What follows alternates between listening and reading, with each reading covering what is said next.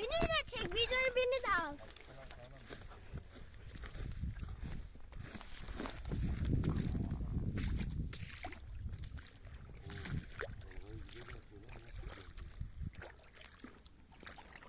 Ben telefona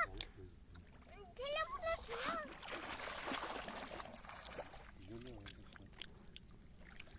Bu ortada böyle çok şey veriyor ya, atraksiyon. O yüzden güzel değil dedim.